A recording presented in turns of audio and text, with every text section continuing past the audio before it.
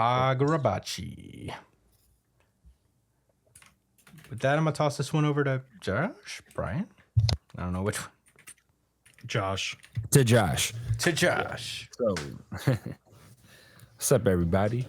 This is Kagurabachi, chapter number 63. The title, I don't know where it's at, but one of the boys is going to find it as I describe what happened last time. I'm not seeing it either.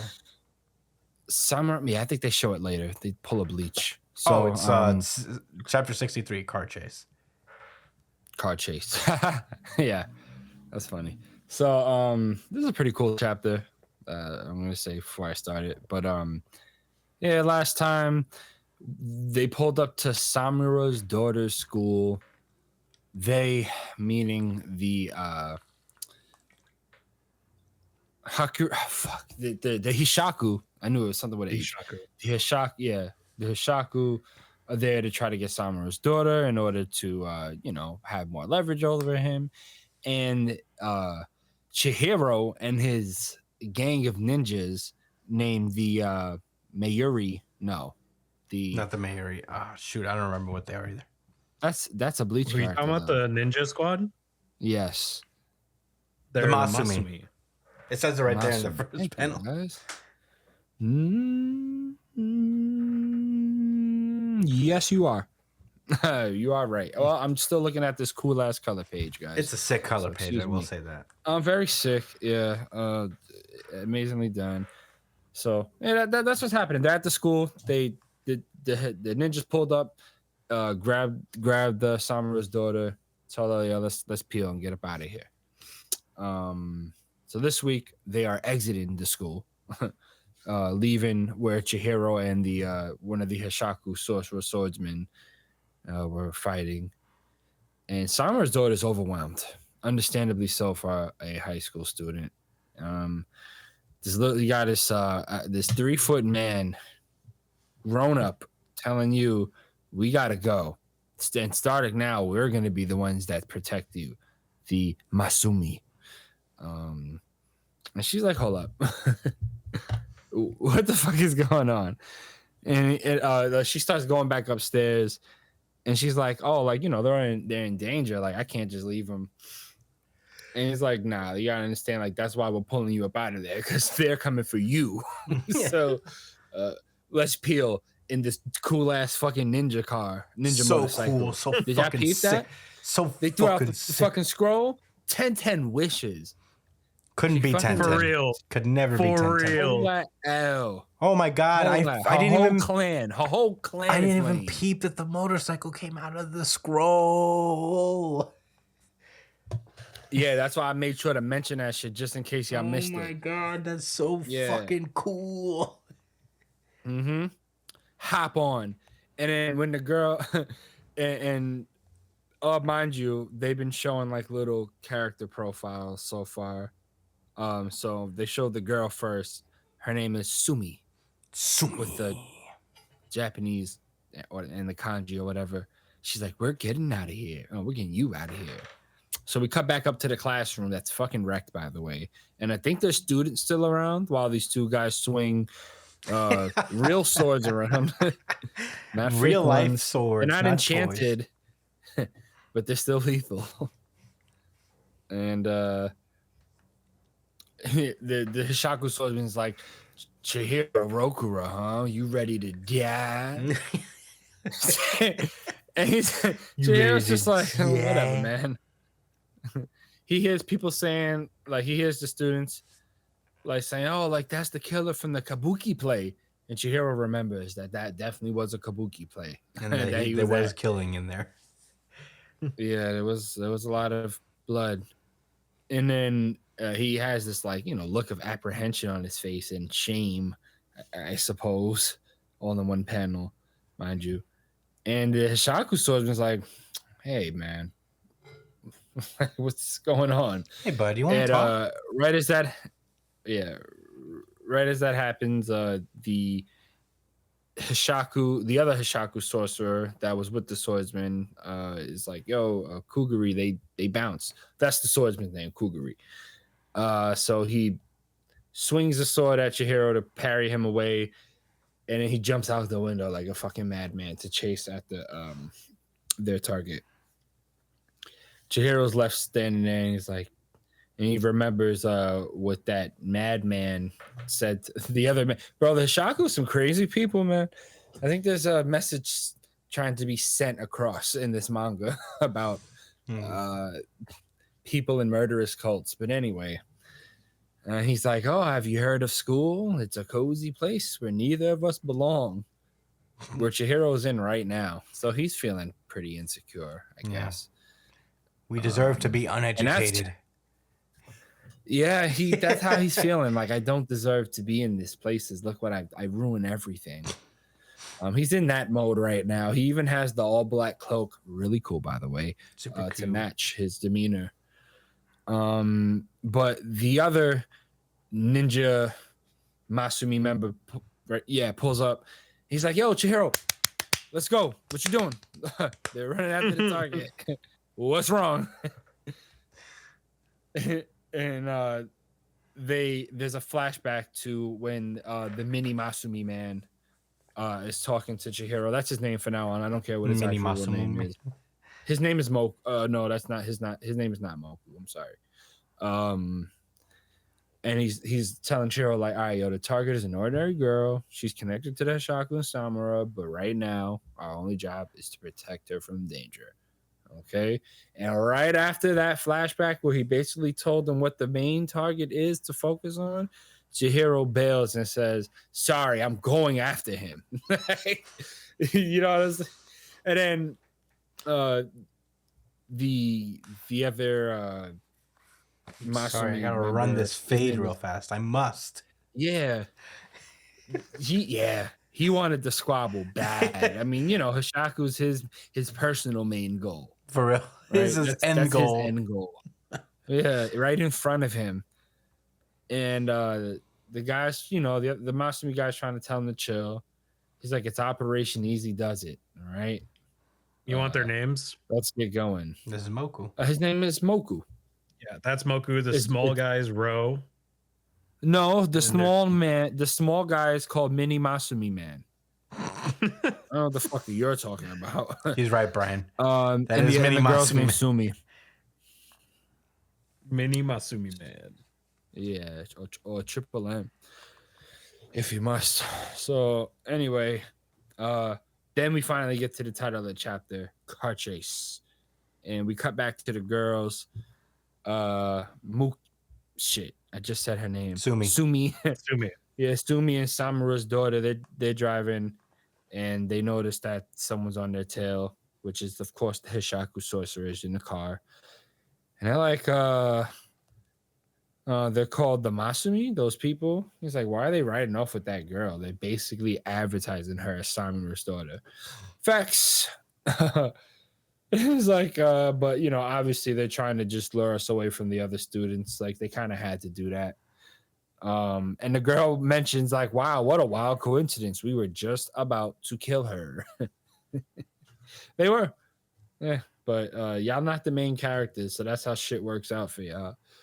So they're still tailing Sumi. Yes. And Samura's daughter. When out of nowhere, Mini Masumi Man pulls up with some fucking shurikens in his hand. Right? So we're cut back to inside the car with the Hishaku sorcerers, right? The bad guys.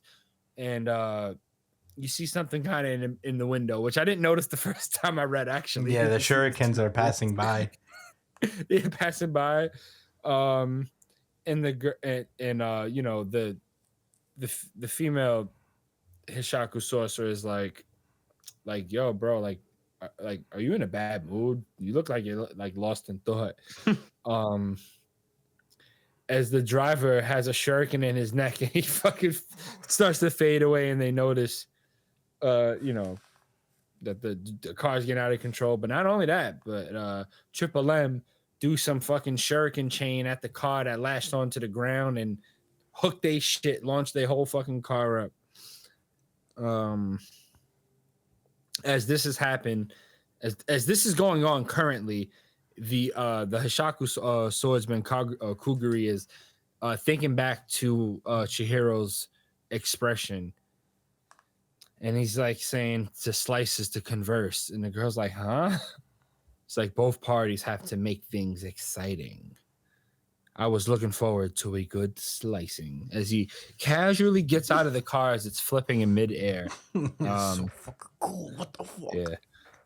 Yeah, Mini Masu is like, what? And as he starts sprinting out of the fucking car, probably running way swifter than the car was through like traffic. So Sumi's like, oh shit, hold on.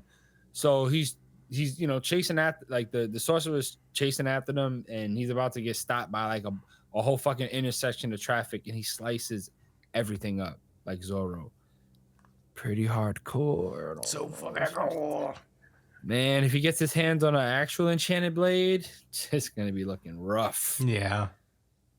And Sumi's like, oh shit, he's cutting through all the obstacles to take the shortest route. And then like it's funny because the Kuguri starts saying, yeah, I guess they want to lure us away from the other students. But they didn't think about, all the people like the regular citizens that be in the way. Which yeah, good point. So as he's chasing her, he's getting closer and closer, and we see Chihiro in the distance just standing there like Batman. It's the second time, 2 Batmans in one fucking podcast. Let's go. Will there be a third? Let's see. 2 more series to go. And as Chihiro's just standing there, he starts to think about what was said to him in the past. He's like, so Mini Masumi saying, so you got those scars from saving everybody. And I just noticed that Chihiro's face is wrecked. Like he looks decrepit. He looks like a 40-year-old boy. Like so much pain. And that's what Mini Masumi says. He's like, yo, from what I've heard, ellipses, Chihiro's been through an awful lot in a short period of time. God damn. He sure has. A mountain of information, wildly fluctuating circumstances. It's too much for one person. As they start to reflect on the past experiences, as like his friend being in comatose state, his former friend of a family betraying them and killing his homie. Like, man, a lot of shit happened. You already know. So he starts to think like, oh, those eyes are too intense. Kind of freaky. And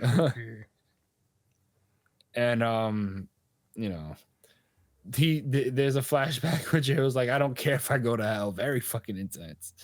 But Masumi's like, look, the way you operate, taking it all on yourself, you're driving yourself, to an early grave. Like I ain't gonna try to stop you, bro. You do what you want. You grown already. I don't care what your age is. You growner than everybody I know. You're a tax-paying citizen. You could do whatever you want. Yeah, in spirit. So but anyway, even if you don't mind running yourself, like thin into the ground, he's like, you're gonna leave like people behind that care about you, and they're gonna be sad. Feel me? And you got a whole team with you. You don't got to do it by yourself, bro. You don't have to be a fucking edgelord because these things just happen to you. You have a support system. All right? You feel bad about it. Let it run its course through your system, and then snap back to fucking reality because we got people to kill and high school girls to save. So, yeah. No. So, we don't condone weirdo shit. Anyway, speaking about weirdos, this guy's about to the Hishaku sorcerer is very, very close to slicing Sumi on that motorcycle. But just as he's about to make contact with them, she launches the katana out the back of the fucking bike that was there from the beginning, right? That's called advertisement. I learned about that in film class. Not because I went to film class, but because somebody I know was. Wait, what's advertisement? When they show. I think you mean foreshadowing.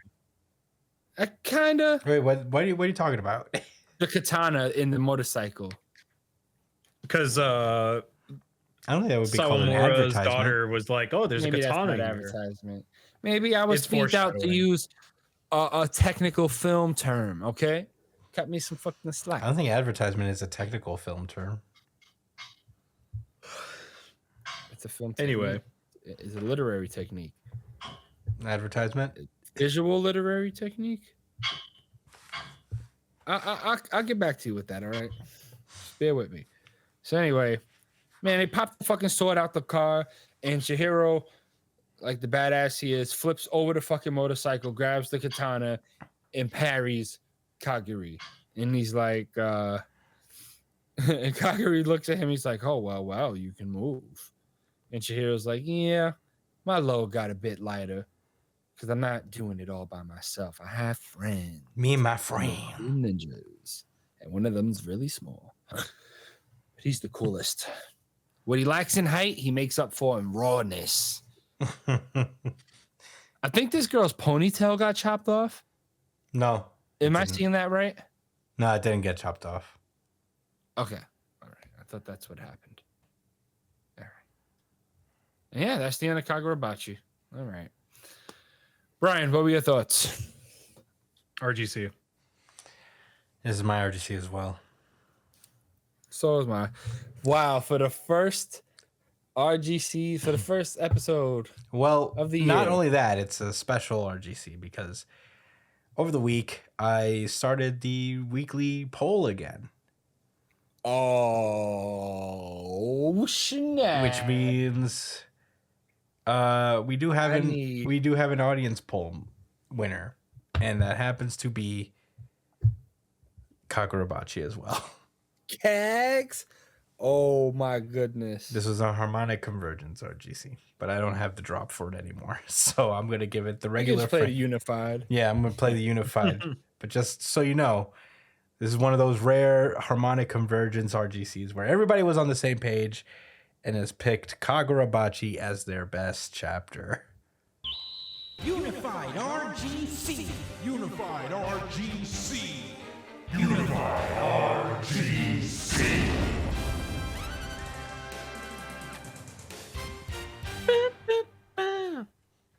Yeah, no, this manga series is just peak. It's just cinema. Like from fucking chapter 1 to now. I've been rereading this series. It's just so fucking good. So fucking good. This chapter, so fucking good for no reason at all. It had no business being this good. It could have been done. This chapter could have been 3 pages shorter. But he decided to go the extra fucking mile. This series knows how to fucking deliver in like such unique ways too. It's just so fucking good. The art, the action, the character writing, all of it. And the way that they present the stories, so fucking good. Oh my god, I cannot give this series enough praise. Every fucking week it gets this much praise and it deserves it every single time. Oh, I love Kagurabachi. Now to stop glazing it for a sec, I have a suspicion. Oh. I have a suspicion that Kaguri is working by himself. The girl's not real. Whoa. The girl's not No, real? I don't think the other girl that he's with is real. What? That's a bold one. Okay, here's why, right? Nobody has addressed her at all. What about Sumi? Not a single person No, has even the- recognized that she's around. No, the light-haired girl that's with Kaguri. Oh, Kuguri. Nobody has addressed Yeah? her. Nobody has looked at her. Nobody has said anything to her. All she does is talk to Kuguri, Is that true? and then she's just appearing in places with him. She's just randomly in other places. And you want to know what the real kicker is? That the car tumbles out, and he just walks out, and we don't see anything from her. Like we don't even see her getting out of the car or anything. I don't think she's real. I think she's in just like an a thing in Kaguri's head. That's bold. That is a I bold feel one. you. I don't. We're gonna find out next chapter when they start. Yeah, I don't fighting have for any sure. evidence to the contrary, so I'll ride with you on Yeah, this I one. don't. I'm but- looking. I kind of want to go back to last chapter, but I feel like there's got to be some clues in this chapter. Okay, Nah, I gotta go here- back to the last chapter. She but keep points to going. Kuguri and she's like, Kuguri, they're leaving. Like in the classroom, Yeah. she's like, Kuguri. He jumps out. She doesn't jump out with him. They don't show her jumping out either. Well, And then she's just in the car with him. well, I will say there's a panel where what's the girl's name? The Samura girl. I forget her name right now, but she does refer to them as they, meaning that she could probably see them. She cuts a girl and the girl acknowledges the cut. Yes.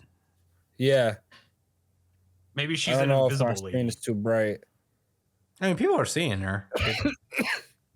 No, she made contact with. Yeah, maybe she. I don't know. Maybe she teleports or something. That is something I feel like worth paying attention to. I think maybe. It could be something else where she is moving through space. Yeah, there's something off about She was her, just there in the honestly. classroom. She was just there. She was just there. And he was outside, jumped through the window. Never seen her come in. I just hit that 2-page spread where, not 2-page spread, but that one panel where Chihiro comes in. I was like, this shit's so clean. When he comes into So the classroom for the first time. I think Chihiro's just Yeah, I almost cut he's that off. just so good. He is honestly such a good character. But man, this series gives goosebumps whenever it's on fire, whenever it has like a story to tell and a moment to get to build up and for it to pay off. I don't think there's many. I think this is the best series, like the best new series in Jump by like a fucking mile.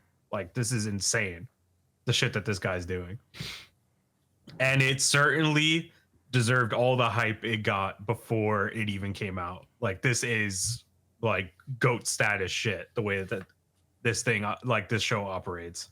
So I don't know. I gotta give this series all the flowers it could possibly get every week. It's so fucking good. Chris, what are your thoughts? I mean, obviously, was a huge fan. I just love the fight choreography in this moment. This was such a cool moment for Chihiro because, of course, he's been doing this by himself the entire time, and he's always had to be mindful of people around him. And he'd have to like not only place the burden of defeating sorcerers that are just like need his entire focus to beat, but he has to make sure they don't fuck up anybody else around them. And he had that problem with Soju, or Sojo. Sorry. And he had that problem with the paper dude, where there was always an issue of people around them. But it's good to have the Masumi around to kind of like take that burden off of him a little bit with the big Masumi guy rolling around saving people.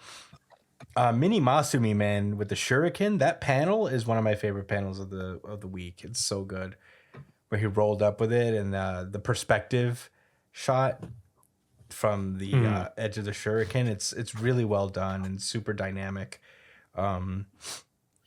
He's been very good at these kind of like dynamic things. I think like there's been a renaissance of mangaka. Oh boy, of mangaka really watching movies and like applying kind of a cinematic lens to manga, because we see it with Chainsaw Man, we see it with Sakamoto Days, and even now with Kagurabachi. I think like a lot of these guys are guys that love movies and have stated as much, that they're big movie fans. And that's what really separates manga from like American comics. Even is just that there's always like a mind to take into account motion, and there's like a cinematic element to it. So I really appreciate that about Kagurabachi. Even this last 2-page spread is right out of an action movie. And it's so sick. It's so good. So yeah, I agree. Like manga, like this new age of manga is better than 90% of anime.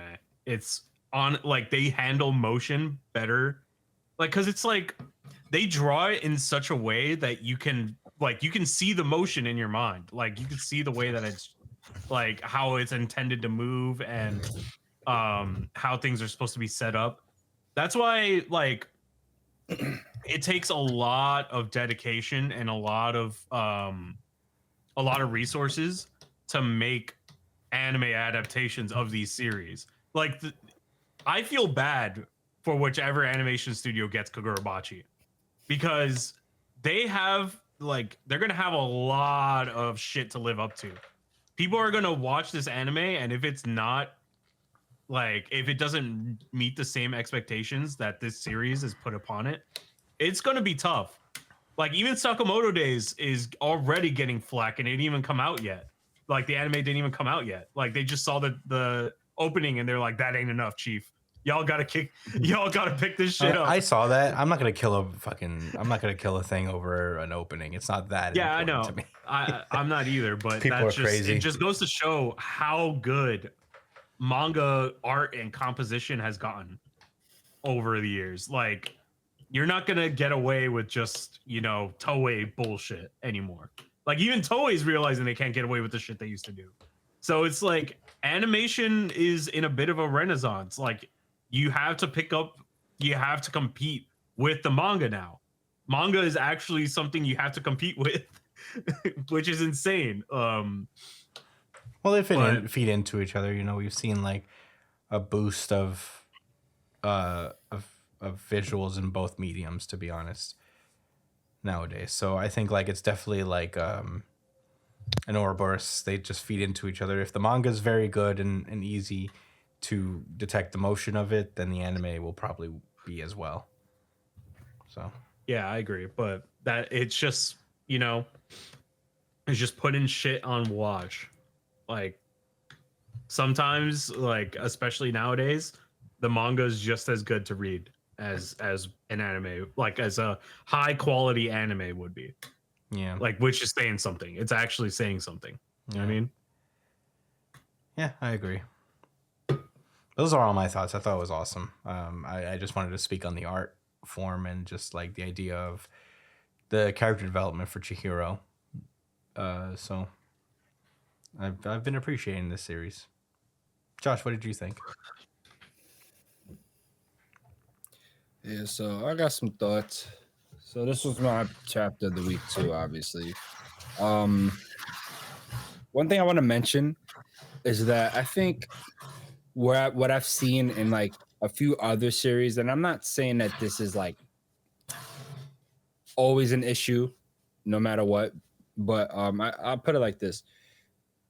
I would have expected Chihiro to go on a mini arc himself of not wanting to let people in and being mistrustful of people and all of that, because of all of the shit that just happened. He watched his friend get hurt. He watched another person he got close to get killed, and the betrayal of his, of one of the swordsmen, etc. So they really could have like kind of played that angle like for a while, and I'm sure he'll still have some type of trust issues because that shit never just completely goes away and it's still fresh. But I really like the attention they put into addressing Chihiro's like mental state, like the way they're moving forward in the arc, because it did feel kind of weird how he was just being thrown into this new situation. And like I was just wondering, like, I didn't myself take that moment to wonder like how he was feeling. I was willing to just be like, okay, whatever, like, let's keep it moving. Like he's still motivated, like, by whatever happened. But no, the author took the time to have these people have these conversations with Chihiro to remind him, like, listen, you still have your goal in mind, regardless of what happened. You've done good work, and you don't want to stop. You could have, you had the opportunity to quit and put the swords down, but you still want to get the job done, and it could be better. You know what I'm saying? You can have help, and you'll be stronger because of that. You'll attain your goal, you have a higher chance of obtaining your goal. So it wasn't just believe in your friends and you have to try. He expressed it to him in a logical sense, like like we're here for the same mission as well. We need to stop the Hishaku where our goals align. We don't want to stop you from doing that, but we want to make sure you good, and you're ready to work like with the team. It was cool, and they don't even know him like that, but they all went through something. Like Samura was their master. They was with him all the fucking time. You see how overbearing they was. So I felt like it was kind of therapeutic for them to be around Chihiro too, because he's one of the only people that could kind of understand what they've been through because of all the loss he's dealt with, So that didn't, I didn't miss that.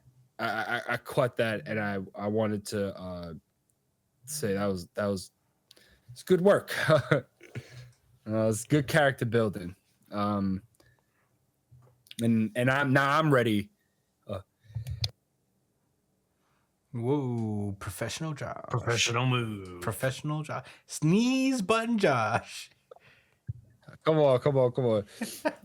Thanks.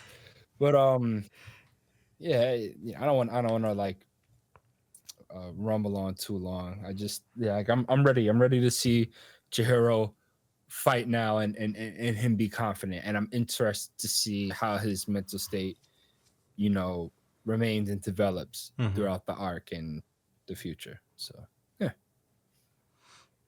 Any rebuttals? Guys, can I add one more thing? Yeah, I want to add one more thing. I'm curious to see how Chihiro kind of works with the Masumi compared to how the Masumi worked with Samura. Because like with Samura, they were just trying to like kind of stay out of his way, right?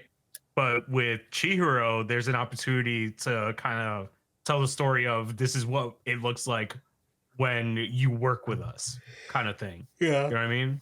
Instead of us getting out of your way, this is what it looks like when we work with each other, kind of thing. Which would be, a pretty cool like little dig at Samura when they fight him eventually. They're just like, yeah, look at us. we're so cool now.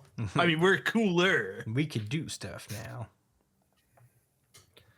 Yeah, it made me like I didn't care for these guys when I seen that they was teaming up with Chihiro like prior to like right at the start of the arc. I was like, nah, all right, whatever. I get it. But now I feel some attachment to them because they feel more like characters now. I haven't seen much from Sumi, but I guess I'll just say a little bit. I'll add more to like I like how they each had their own approach to addressing Chihiro. Sumi specifically not addressing him at all, just letting him go through the motions, because sometimes that's the right answer too. Mini Masumi was a little bit more direct about addressing his feelings, you know what I'm saying, and concerns. And the other guy, Moku, yeah, he kind of was really loose about it. Like he seen in the moment there was an issue, and he addressed it. He probably didn't have any other talks with him. He probably just understands what he's going through. And fun fact, like, all right, go for it. Fun fact, he's the first person that I think I've seen, because I've been rereading the series. I think he's the first person to tell Chihiro no, and then Chihiro listens. I think for the most part, Chihiro has acted on every urge or every instinct that he's thought of, where he's like, he'll be like, I'm gonna go after him. Shiba will be like, no, and then Chihiro would have already been gone, or Chihiro would be like, fuck you, man, I'm gonna do it anyway, kind of thing. So this guy Moku actually could get Chihiro to listen to him in that moment, which shows a lot of growth in Chihiro to be able to kind of slow down and let people work. Yeah, I think he relates to them too. I think relating to people, yeah, it feels like respect for them. Yeah, it definitely Yeah. feels like more of a even playing field. Like Sheba is kind of like an uncle basically, and these guys are just like kids in his age range ish. They're a little older than him, but they're still like they feel more like peers than Sheba would to Chihiro, if that makes sense.